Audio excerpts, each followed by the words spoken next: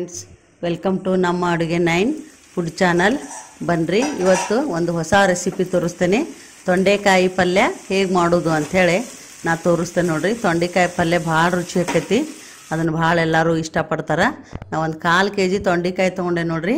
Fresh ಆಗ್ಯದಾವ ಇವು, ಮತ್ತು ಅದನ್ನೆಲ್ಲ ನಾನು ಸರಿಯಾಗಿ ಕ್ಲೀನಾಗಿ ತೊಳೆದೇನಿ. 1/4 kg ತೊಗೊಂಡೇನಿ. 1/4 kg ತೊಗೊಂಡ್ರೆ ಸಾಕು. ಮತ್ತು ಫ್ರೆಶ್ ಇದ್ದುದ ತೊಗೊಂಬರ್ಬೇಕು ಫ್ರೆಂಡ್ಸ್ ಮಾರ್ಕೆಟಿಂದ. ಅದು ನಾನು ತೊಳೆದ್ಬಿಟ್ಟು ಸರಿಯಾಗಿ ಸಣ್ಣಗೆ ಕಟ್ ಮಾಡೇನಿ ನೋಡ್ರಿ. ಈಗ ಚಿಕ್ಕ ಚಿಕ್ಕದಾಗಿ ನಾನು ಅದನ್ನು ಕಟ್ ಮಾಡಿ ಇಟ್ಕೊಂಡೇನಿ ತೊಂಡೆಕಾಯಿನೆಲ್ಲ. ನೀವು ಹಾಗೆ ಮಾಡಬೇಕು. ಆಮೇಲೆ ಅದ್ರ ಕೆಲವೊಂದು ಕೆಂಪು ಇರ್ತಾವೆ, ಅದನ್ನು ತೊಗೋಬಾರ್ದು. ಆಮೇಲೆ ಒಂದು ಬಾಣಲೆ ನಾನು ಗ್ಯಾಸ್ ಮೇಲಿಟ್ಟು ಈಗ ತೊಂಡೆಕಾಯಿನ ಹುರಿತೇನೆ. ಯಾಕಂದ್ರೆ ಅದನ್ನು ಫಸ್ಟ್ ನಾವು ಹುರಿಬೇಕು. ಒಂದು 5 ನಿಮಿಷ ಹುರಿದ್ರೆ ಸಾಕು, ಪಲ್ಯ ಭಾಳ ರುಚಿ ಆಕೈತಿ. ಆಮೇಲೆ ಬಾಣಲೆ ಕಾಯ್ದ ಕೂಡ ನೋಡ್ರಿ ತೊಂಡೆಕಾಯಿ ಹಾಕಿದೆ. ಆಮೇಲೆ ಒಂದು ಸ್ವಲ್ಪ ಎಣ್ಣೆ ಹಾಕ್ಕೋಬೇಕು ನಮ್ಗೆ. ಅದು ಹಾಕಿ ಅದನ್ನು ನೋಡ್ರಿ ಹುರಿತಾ ಇದೆ ನೋಡ್ರಿ. ಸರಿಯಾಗಿ ಹುರಿಬೇಕು ಅದನ್ನು, ಅಂದ್ರೆ ಅದು ಭಾಳ ರುಚಿ ಆಕೈತಿ. ನಾವು ಹೆಂಗೆ ಫ್ರೈ ಮಾಡ್ತೇವೆ ಹಂಗೆ ಒಂದು ಸ್ವಲ್ಪ ಎಣ್ಣೆ ಹಾಕೋರಿ, ನಿಮ್ಗೆ ಎಷ್ಟು ಬೇಕೋ ಅಷ್ಟು ಹಾಕ್ಕೊಂಡು ಅದನ್ನು ಮತ್ತೆ ಏನು ಮಾಡ್ಬೇಕಪ್ಪ ಅಂದ್ರೆ ನಾವು ಬಾಣಲೆ ಒಳಗೆ ಅದನ್ನು ಫ್ರೈ ಮಾಡಬೇಕು. ಅದು ಹುರಿದು ಪಲ್ಯ ಮಾಡಿದ್ರೆ ಭಾಳ ರುಚಿ ಆಕೈತಿ. ಮತ್ತು ಇದನ್ನು ಎಲ್ಲ ಫ್ರೆಂಡ್ಸ್ ದಕ್ಷಿಣ ಕನ್ನಡದಾಗ ಭಾಳ ಮಾಡ್ತಾರೆ. ನಾವೆಲ್ಲ ಆ ಕಡೆ ಹೋದಾಗ ಧರ್ಮಸ್ಥಳ, ಸುಬ್ರಹ್ಮಣ್ಯ, ಹೊರನಾಡು ಅಲ್ಲೆಲ್ಲ ಭಾಳ ಮಾಡ್ತಾರೆ ಇದನ್ನು ತೊಂಡೆಕಾಯಿ ಪಲ್ಯ. ಭಾಳ ರುಚಿ ಆಕೈತಿ. ನೀವು ಒಂದು ಸಲ ಮಾಡಿ ನೋಡಿರ್ಬೇಕಂದ್ರೆ. ಎಣ್ಣೆ ಕಾಯಿ ಹಾಕಿಟ್ಟೆ ನೋಡ್ರಿ. ನಾನು ಇನ್ನೊಂದು ಬಾಣಲೆ ತೊಗೊಂಡು ಸಾಸಿವೆ ಹಾಕಿದೆ. ಎಣ್ಣೆ ಕಾದ್ಮೇಲೆ ನಾವು ಒಗ್ಗರಣೆ ಮಾಡಬೇಕಲ್ಲ, ಅದಕ್ಕೆ ಸಾಸಿವೆ ಹಾಕೇನಿ ಸ್ವಲ್ಪ. ಆಮೇಲೆ ಸ್ವಲ್ಪ ಜೀರಿಗೆ ಹಾಕಿದೆ ನೋಡ್ರಿ. ನಿಮ್ಗೆ ಎಷ್ಟು ಬೇಕು ಅಷ್ಟು ಹಾಕಿರಿ. ಆಮೇಲೆ ಕರಿಬೇವು ಹಾಕಿದೆ. ಸರಿಯಾಗಿ ಎಣ್ಣೆ ಕಾದ್ಮೇಲೆ ಇವನ್ನೆಲ್ಲ ಹಾಕಿದ್ರೆ ಚಟಾಪಟ ಅನ್ಬೇಕು. ಆಮೇಲೆ ಈಗಾಗಲೇ ಕಟ್ ಮಾಡಿ ಇಟ್ಕೊಂಡಿದ್ದೆ ಈರುಳ್ಳಿ, ಅದನ್ನು ಕೂಡ ಹಾಕೇನಿ ನೋಡ್ರಿ.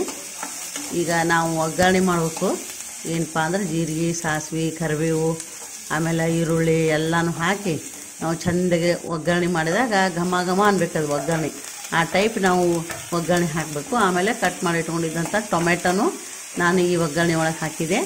ಆಮೇಲೆ ನೋಡಿರಿ ಸರಿಯಾಗಿ ನಾವು 1 ಸ್ಪೂನ್ ತೊಗೊಂಡು ಅದನ್ನು ಫ್ರೈ ಮಾಡಬೇಕು ಒಗ್ಗರಣೆ. ಯಾಕಂದ್ರೆ ಟೊಮೆಟೊ ಒಳಗಿದ್ದಂಥ ನೀರಿನ ಅಂಶ ಹೋಗಬೇಕು. ಆಮೇಲೆ ಸ್ವಲ್ಪ ಅರಿಶಿನ ಹಾಕಿದೆ ನೋಡ್ರಿ. ಆಮೇಲೆ ಒಂಚೂರು ಗರಂ ಮಸಾಲ ಹಾಕಿದೆ.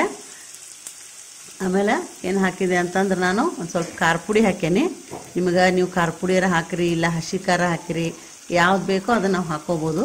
ಯಾವುದನ್ನು ಹಾಕಿದ್ರು ಭಾಳ ಚಲೋ ಆಕೈತಿ ಪಲ್ಯ ನೋಡಿರಿ. ರುಚಿಗೆ ಬೇಕಾಗುವಷ್ಟು ಉಪ್ಪನ್ನು ಕೂಡ ಹಾಕಿದೆ. ಎಲ್ಲ ಹಾಕಿದೆ ನೋಡಿರಿ. ಒಗ್ಗರಣೆ ಮಾತ್ರ ಭಾಳ ಚಂದ ಮಾಡಬೇಕು. ನಾವು ಯಾವಾಗಲೂ ಫ್ರೆಂಡ್ಸ್ ಪಲ್ಯ ಮತ್ತು ಸಾಂಬಾರು ಏನೋ ಮಾಡುವಾಗ ಒಗ್ಗರಣೆ ಭಾಳ ಇಂಪಾರ್ಟೆಂಟ್. ಒಗ್ಗರಣೆ ನಾವು ಹೆಂಗೆ ಮಾಡ್ತೀವೋ ಹಂಗೆ ಅದು ರುಚಿ ಬರ್ತೈತಿ. ನಾವು ಒಗ್ಗರಣೆ ಸರಿ ಮಾಡ್ಲಿಕ್ಕೆ ಸರಿ ಆಗೋದಿಲ್ಲ.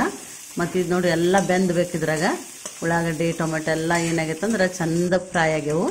ಆಮ್ಯಾಗ ಈಗಾಗಲೇ ನಾನು ಹುರಿದು ಇಟ್ಕೊಂಡಿದ್ದೆಲ್ಲ ತೊಂಡೆಕಾಯಿ ಎಲ್ಲ ಅದ್ರಾಗ ಹಾಕೇನಿ. ಯಾಕಂದ್ರೆ ಮಸಾಲೆ ಎಲ್ಲ ಆಲ್ರೆಡಿ ಹಾಕಿಬಿಟ್ಟೆ ನಾನೀಗ.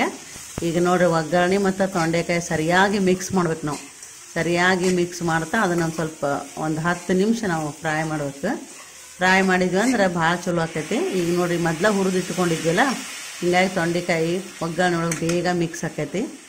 ಸರಿಯಾಗಿ ಮಿಕ್ಸ್ ಮಾಡಿ ಸ್ವಲ್ಪ ನೀರು ಹಾಕಬೇಕು. ಹಿಂದಿನ ವಿಡಿಯೋದಾಗ ಹೇಳೇನಿ ನಾನು, ಪಲ್ಯ ಮಾಡುವಾಗೆಲ್ಲ ಭಾಳ ನೀರು ಹಾಕಬಾರ್ದು, ಸ್ವಲ್ಪ ಹಾಕ್ಬೇಕು ಅಷ್ಟ. ಅಂದ್ರೆ ಭಾಳ ರುಚಿ ಆಕೈತಿ. ಜಾಸ್ತಿ ನಾವು ಒಗ್ಗರಣೆ ಒಳಗೆ ಫ್ರೈ ಮಾಡ್ಕೋಬೇಕು. ಒಂದು ಸ್ವಲ್ಪ ನೀರು ಹಾಕಿಬಿಟ್ಟು ಸಾಕು, ಭಾಳ ರುಚಿ ಆಕೈತಿ. ಆಮ್ಯಾಗ ಒಂದಿಷ್ಟು ನೋಡಿರಿ ಕೊಬ್ಬರಿ ಹಾಕಿಟ್ಕೊಂಡಿದ್ದೆ ನಾನು ಮಿಕ್ಸಿ ಒಳಗೆ, ಹಸಿ ಕೊಬ್ಬರಿ. ಅದು ರುಚಿ ಆಕೈತಿ. ಪಲ್ಯ ಮ್ಯಾಗೆಲ್ಲ ಉದುರಿಸ್ಬಿಟ್ಟು ಅಂದ್ರೆ ಭಾಳ ರುಚಿ ಆಕೈತಿ. ಬೇಕಾದ್ರೆ ನೀವು ಕೊತ್ತಂಬರಿ ಸೊಪ್ಪನ್ನು ಹಾಕ್ಬೋದು ಮೇಲ್ಗಡೆ, ಭಾಳ ರುಚಿ ಆಕೈತಿ. ಕೆಲವರು ಶೇಂಗಾ ಪುಡಿನೂ ಹಾಕ್ತಾರೆ. ನಾ ಶೇಂಗಾ ಪುಡಿ ಹಾಕಿಲ್ಲ, ಕೊಬ್ಬರಿ ಹಾಕೇನಿ. ಕೊಬ್ಬರಿ ಹಾಕಿ ಈ ಥರ ನಾನು ಮಿಕ್ಸ್ ಮಾಡೇನಿ ನೋಡ್ರಿ. ತೊಂಡೆಕಾಯಿ ಪಲ್ಯ ಭಾಳ ರುಚಿಯಾಗಿರ್ತೈತಿ. ಈಗ ಭಾಳ ವಾಸನೆ ಬರತೈತಿ ಫ್ರೆಂಡ್ಸ್. ಒಂದು 5 ನಿಮಿಷ ಅದು ಇದು ಆಗಲಿ, ಫ್ರೈ ಆಗಲಿ ಅಂತ ಒಂದು ಪ್ಲೇಟ್ ಮುಚ್ಚೇನಿ. ಈಗ ನೋಡಿರಿ ತೊಂಡೆಕಾಯಿ ಪಲ್ಯ ರೆಡಿ ಆಗೈತಿ. ನೀವು ಒಮ್ಮೆ ಟ್ರೈ ಮಾಡಿರಿ ಫ್ರೆಂಡ್ಸ್. ಇಷ್ಟ ಆದವರು ಲೈಕ್ ಮಾಡಿರಿ, ಶೇರ್ ಮಾಡಿರಿ ಮತ್ತು ಸಬ್ಸ್ಕ್ರೈಬ್ ಮಾಡಿರಿ. ನಿಮಗೆಲ್ಲ ಧನ್ಯವಾದ.